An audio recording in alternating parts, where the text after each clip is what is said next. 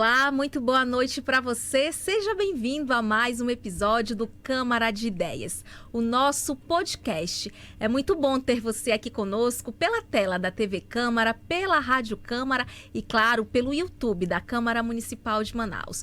No episódio de hoje, nós vamos falar sobre COP30. E, claro, para falar sobre este assunto, eu recebo o professor Denison Aguiar. Muito bem-vindo. Olá, muito obrigado. Fico agradecido por vocês terem me chamado. É uma honra estar aqui. Inicialmente vou me apresentar um pouquinho.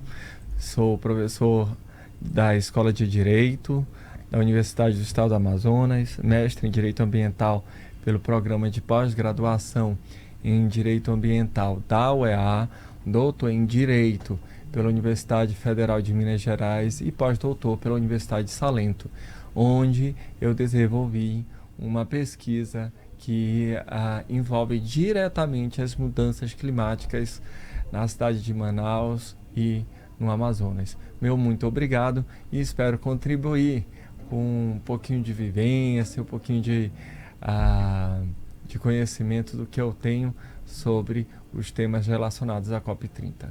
E claro, para conduzir também aqui comigo esta conversa, nós temos a presença da jornalista Stephanie Brasil. Bem-vinda, Stephanie. Muito obrigada, Lidiane. Muito obrigada para você também que nos assiste agora, que nos acompanha pela TV, pela rádio e também pelas nossas plataformas digitais.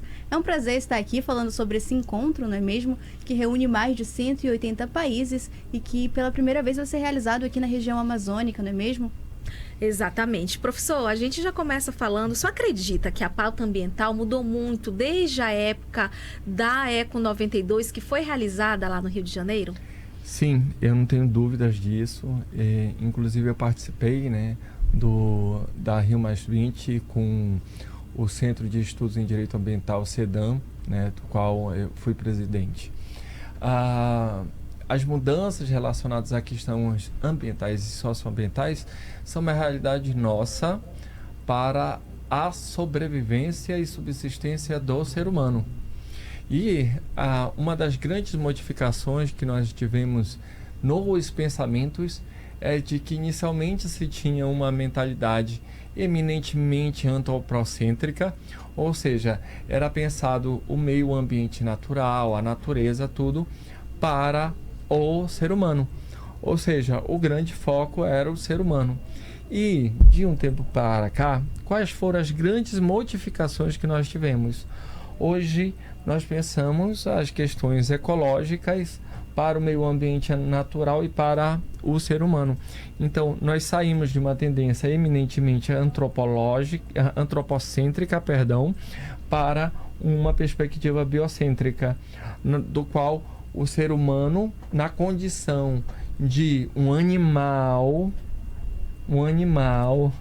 humano, ele também é inserido na natureza. Ele não é dissociado.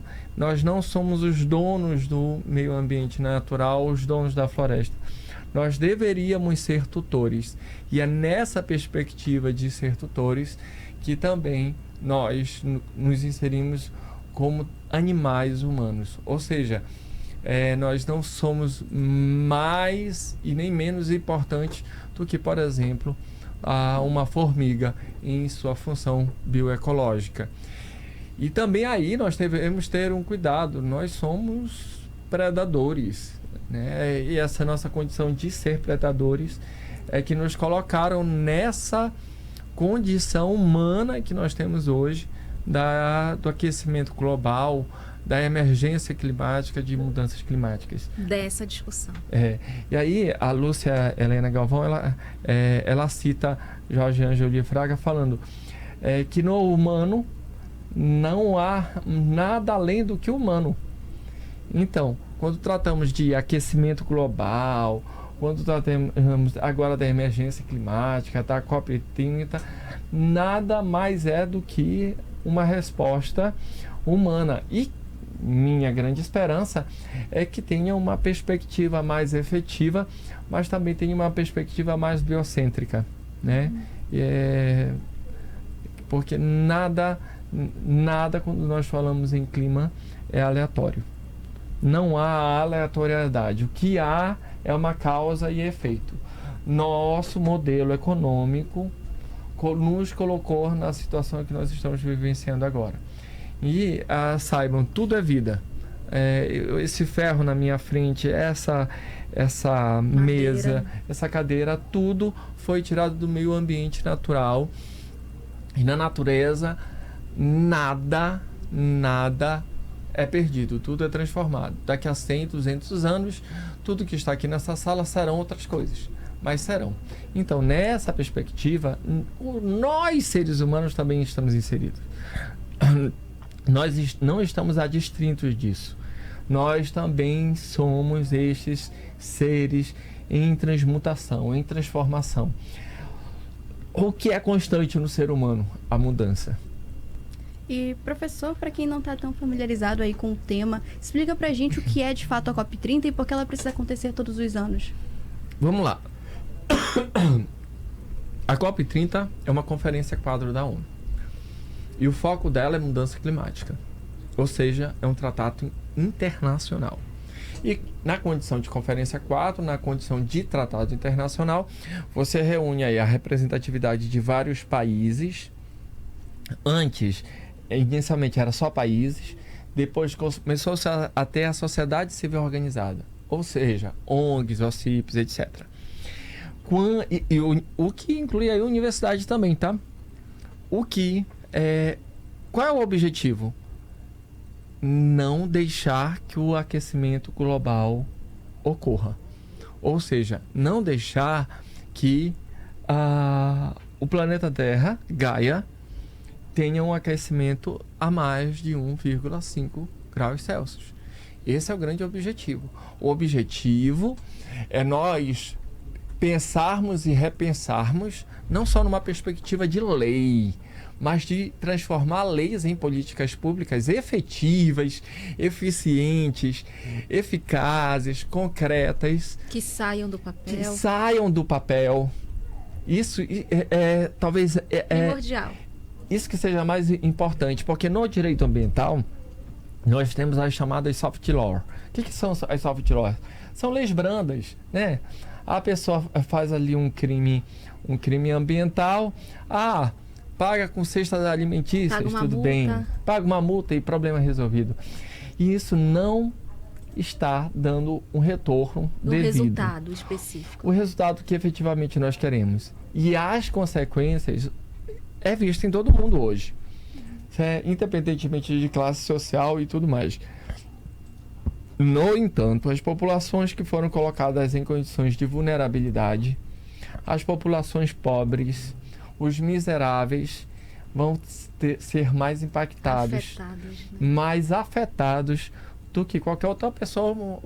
Por exemplo, aqui está tendo aquecimento global, né? Uma pessoa rica fala, aqui está tendo aquecimento global, eu vendo isso, vendo aquilo, uma casa, vendo carro. Me mudo para um local que vai ter mais qualidade de vida. Que é diferente, por exemplo, de uma pessoa pobre, que ela não... essa mobilidade que ela vai ter é muito reduzida, né?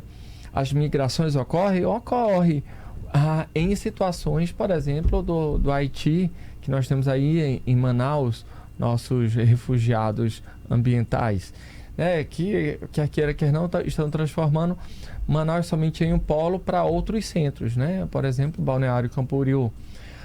Então, mas voltando à COP30, então, é esse momento das representatividades dos países e da sociedade civil organizada de discutir e rediscutir. Mas, mais do que isso, são negócios. E esse ano ela acontece no coração da Amazônia. O que essa escolha representa não só para o Brasil, mas para todo mundo? Representa que a Amazônia é o último limite. E precisa ser vista. E a Amazônia é o último limite ontológico, epistemológico, político. É ontológico porque nós temos aqui categorias sociais, como, por exemplo, indígenas, caboclos, que realmente, em suas práticas de vida, pensam e politizam mudanças climáticas. Pensar é a epistemologia, é a maneira pela qual se pensa, se raciocina as mudanças climáticas, e política é o fazer dessas mudanças climáticas. Vou dar o exemplo agora da minha tese do pós-doutorado na Universidade de Salento, na Itália, em Lecce. Ali eu defendi uma epistemologia iepamaçã tucana de mudanças climáticas. O que é que eles falam? Olha, nós temos aí o povo, o domínio Waimaçã. O Waimaçã é o mundo espiritual na perspectiva dos tucano. Aí o que é que eles falam? Aquele lago que está ali, ele tem um dono.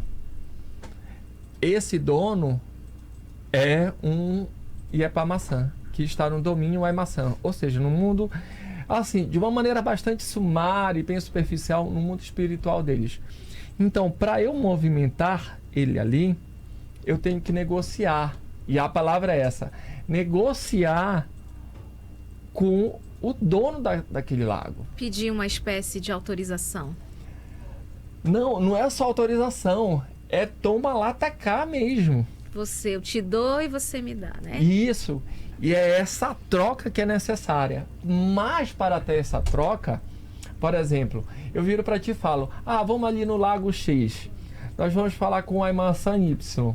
Você tem acesso a ele? Você consegue conversar com ele?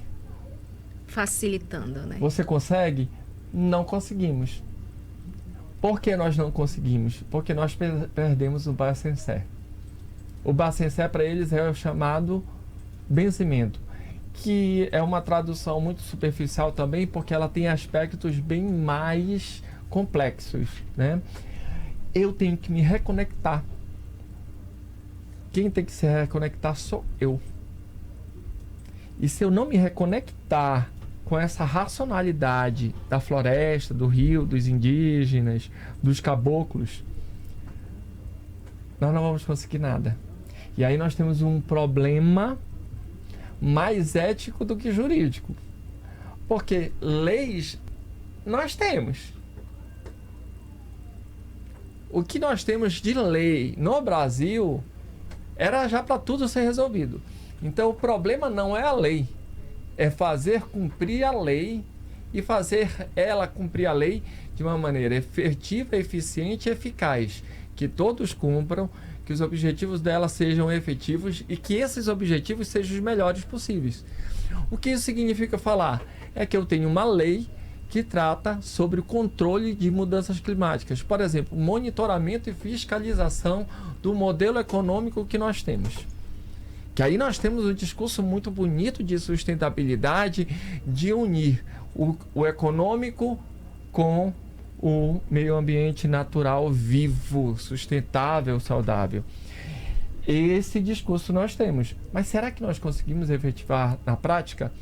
E mais do que isso, quais são os modelos amazônicos que nós temos efetivamente sustentáveis? Vamos a exemplos concretos numa lógica rápida, tranquila, sem muitas complexidades.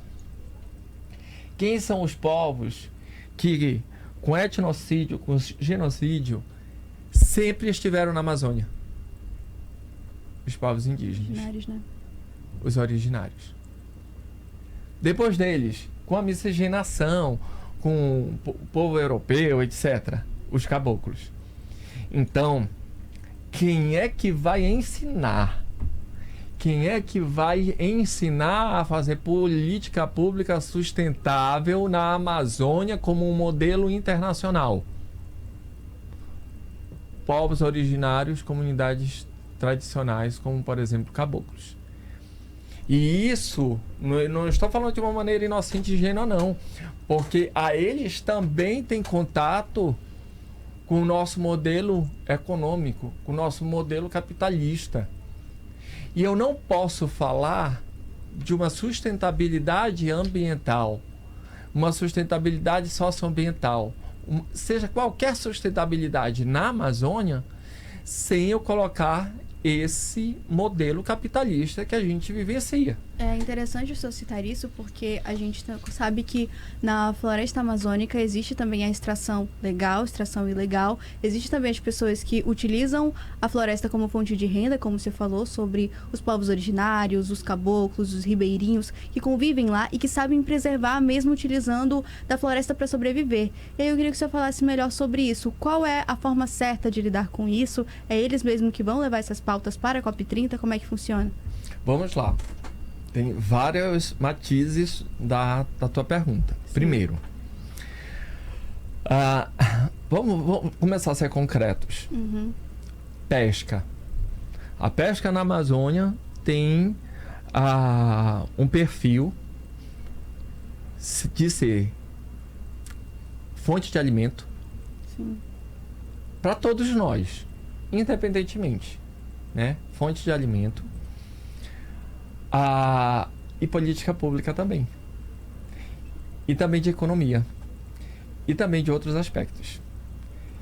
E aí que começa o nosso grande gargalo.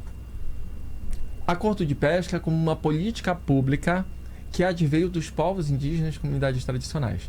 Década de 60, Lago do Maicá, em Santarém, se reúne ali vários povos indígenas, quilombolas e caboclos, que começaram a fazer o acordo de pesca. Aí eles falaram o seguinte: olha, para nós não termos sobrepesca, ou seja, a falta de peixe no nosso rio, no Lago Maicá, nós vamos fazer um controle do tamanho de peixe que a gente vai pescar, da época e dos apetrechos que a gente vai utilizar, da área que nós vamos pescar e da área que nós não vamos pescar. Esse modelo está sendo copiado pelo mundo, tá? Últimas notícias que eu soube que é um modelo que inspirou os acordos de pesca nos lagos no Canadá. Virou modelo, né? Virou um modelo nosso exportado, que foi transformado em lei, uma instrução normativa do IBAMA. Então, acordo de pesca é um modelo. É um modelo que fala, olha, se tem excedente ali, esse excedente pode ser vendido. Mas é esse excedente que pode ser comercializado. Uma geleira não pode entrar aqui no lago e em 2 horas tirar 4 toneladas de peixe. Porque eu vou colocar em risco aquela comunidade. Mas qual é o incentivo que se tem? Vamos fazer isso. Vamos colocar geleira. Olha o que aconteceu com mineração. Nós tivemos um boom de mineração esses últimos anos na Amazônia brasileira. Por quê? Porque foi um modelo incentivado. Foi um modelo que foi falado, não, é isso mesmo. Né? E a devastação que nós tivemos, ocorrendo aí crimes ambientais, crimes socioambientais, que é uma dos pontos que eu estou trabalhando agora em um projeto, que é a interface entre direito ambiental e segurança pública em Manaus. E Manaus vivencia isso. Por exemplo, nós tivemos as apresentações no Palácio da Justiça sobre fotos da seca de 2023 e 2024.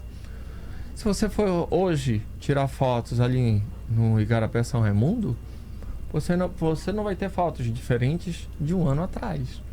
Ou seja, nossas políticas públicas, e aí não é só nossa, mas políticas públicas que considerem o clima como único no mundo todo. E é esse ponto que eu gostaria de falar. Se nós não tivermos uma visão de unidade no planeta Terra, nós vamos incorrer em mais erros. Eu tenho um planeta Terra. Eu não jogo lixo fora da minha casa. Eu jogo lixo na minha casa. Porque o lixo que eu jogo volta para mim. Não tenham dúvida disso. O lixo que hoje está mais uma vez sendo mostrado e apresentado no Igarapé do São Raimundo, que várias pessoas estão tirando fotos lá, vários fotógrafos estão registrando, aquele lixo vai influir diretamente na água que eu tomo. Com certeza. Sem dúvida, né? Então, é unidade. É unidade. Se eu bato na beira de uma cadeira, de uma mesa, o meu dedinho midinho, o corpo todo vai sentir dor. E se aquele baque for uma ferida e infeccionar, vai infeccionar o corpo todo. Não vai infeccionar só o pé. É assim que nós temos que começar a pensar. Não numa ação isolada, né? Isso, porque pelo efeito butterfly, pelo efeito borboleta, um lixo que é jogado em Tóquio, a reverberação dele vai chegar aqui. E o lixo que nós produzimos vai chegar aqui. E aí, né, tem uma crítica enorme que as pessoas falam: ah, o pessoal da Amazônia é muito sujo, imundo, joga os lixos no chão, joga os lixos na roupa, na rua. Não, calma aí. Antes eu ia no mercado, e aí vamos falar aqui da década de 70, década de 80 na Amazônia, né, que tinha, por exemplo, a cidade flutuante. Eu ia no mercado, eu comprava melão, melancia, mamão, eu cortava, eu poderia jogar na rua, que ia ser absorvido. Biodegradável, né? Ia ser absorvido. Não ia ter problema nenhum. O passarinho vinha, e isso comia. Faz parte do ciclo da vida. Hoje eu vou no supermercado comprar o arroz, tá dentro de um saco plástico. Eu tenho que ter uma mudança cultural relacionada a questões de resíduos sólidos. Porque é o resíduos sólidos. E agora começou-se uma campanha enorme contra os plásticos. E aí eu ainda vou estudar sobre... nós temos que modificar, tirar o plástico da nossa vida. Ok. Porque o plástico já tem partículas do plástico em todo o oceano, em sangue já é encontrado. A gente vai substituir pelo quê? E até mesmo quando tem essa substituição, a população mesmo reclama, né? Eu vejo pela internet relatos de pessoas que teve marcas que mudaram, né, o canudo de plástico para o de papel. E falam que não é a mesma coisa, que altera até o sabor do que estão consumindo. Então também tem essa rejeição por parte do público, né? Por quê? Porque é uma mudança cultural. Sim. E que leva tempo. O canudo deu certo? Deu. Muda o sabor, muda a textura e tudo mais. Mas as pessoas começaram a se adaptar. Sim. Conheço pessoas, por exemplo, que andam com um kit de 3 canudos de alumínio. Então, se eles vão para algum lugar, eles têm um canudo deles de alumínio, usou, coloca de volta, leva para casa. Uhum. Né? Conheço pessoas que andam com caneca na mochila para cima e para baixo. É um hábito que já está vindo também de um tempo, que, né? por exemplo, é uma modificação que eu também tenho que fazer para mim. Por exemplo, hoje eu estou tomando em um copo plástico. Esse copo plástico vai para onde depois? Para onde ele vai ser destinado? Sim. Ele vai ser transformado em partículas de plástico e aproveitado na indústria de plástico de Manaus? Porque a gente pode fazer isso, é reaproveitável, ele é reutilizado. Sim. Ele tem simples de ser reutilizado. Sim. esse plástico. Inclusive aqui na casa há essa questão da coleta seletiva, há uma política de coleta seletiva. Perfeito. Esse é um exemplo de mudança de política pública. Então não é algo, é porque política pública, não é algo extraordinário não, gente, isso é simples. É simples. Passo a passo, né? Porque a partir do momento em que se eu souber, se eu aprender que nós somos um, o que eu faço para ti, o que eu faço para o meio ambiente natural, eu estou fazendo para mim. É a ação e a reação. Né? O lixo que eu, teoricamente, jogo da minha casa é um lixo que ele vai voltar para mim. Então a maneira como eu condiciono, a maneira como eu me desfaço dele tem que ser repensado. Vamos falar coisas simples. E aí, daqui a pouco eu falo sobre lei e ética. Mas coisas simples. Um copo na minha casa, um copo na minha casa quebrava. Antes eu pegava, jogava no lixo e jogava no lixo mesmo, no saco plástico.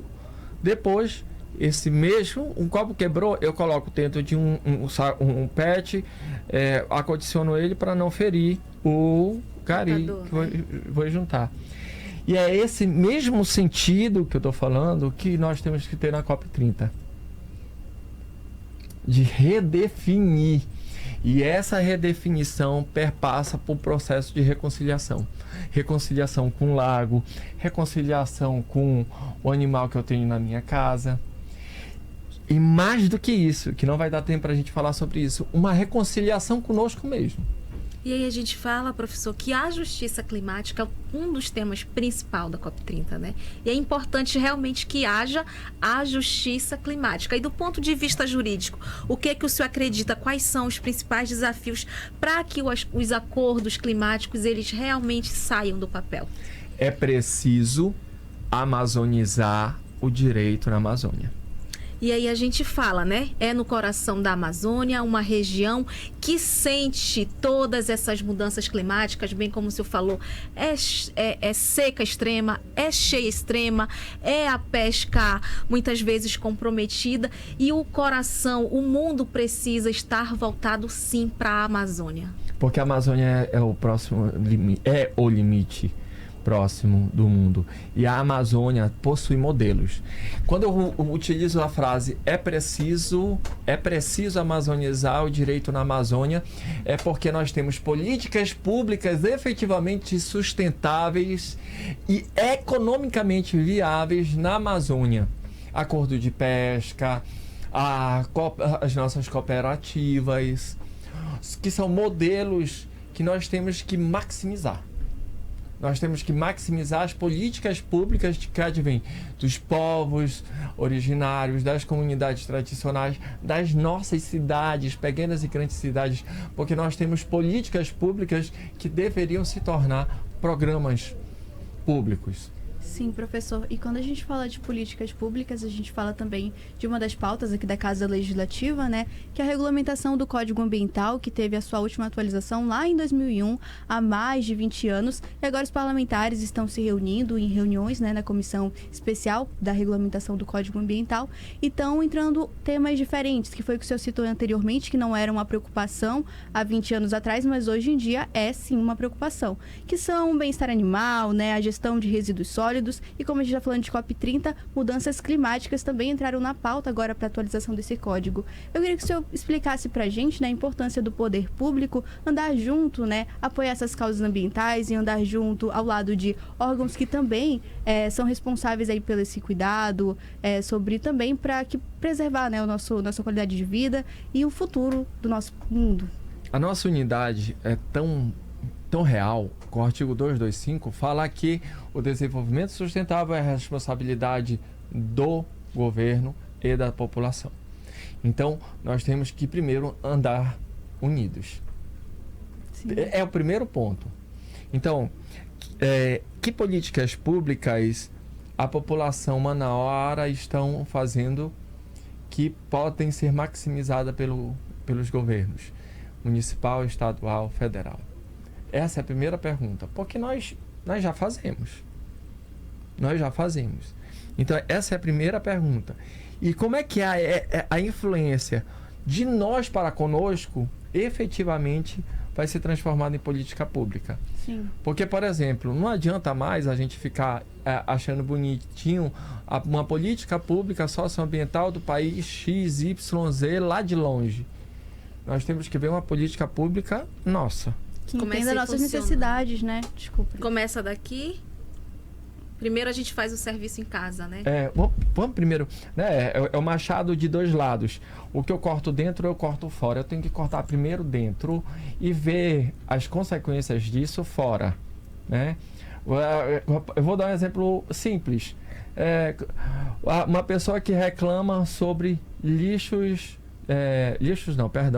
resíduos sólidos nas ruas de Manaus. Você entra na casa dela, tá suja. E eu não estou falando de casa, estou falando daqui dentro.